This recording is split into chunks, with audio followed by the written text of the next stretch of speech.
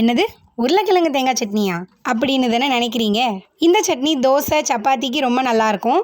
ரொம்ப அட்டகாசமாக இருக்கும் அப்படின்னா அது இட்லிக்கு தான். கண்டிப்பாக நீங்கள் வழக்கமாக சாப்பிட்றதுலேருந்து ஒரு இட்லி கூட சாப்பிடுவீங்க.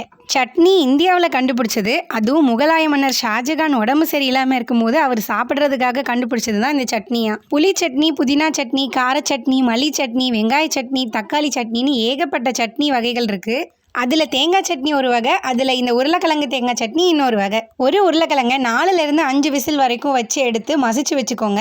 தேங்காய், காரத்துக்கு ஏற்ப மிளகாய், அப்புறம் பொரிகடலை சேர்த்து தண்ணி சேர்த்து அரைச்சி எடுத்துக்கோங்க. அதுக்கப்புறம் தேவையான அளவு தண்ணியும் உப்பும் சேர்த்துக்கோங்க. எண்ணெய் சேர்த்து கடுகு, உளுந்தம்பருப்பு, கருவேப்பிலை சேர்த்துக்கோங்க.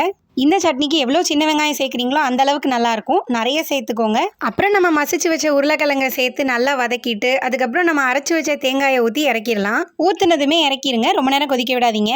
இதுக்கு முன்னாடி இந்த சட்னி பற்றி கேள்விப்பட்டிருக்கீங்களான்னு கமெண்ட்ஸில் சொல்லுங்கள்.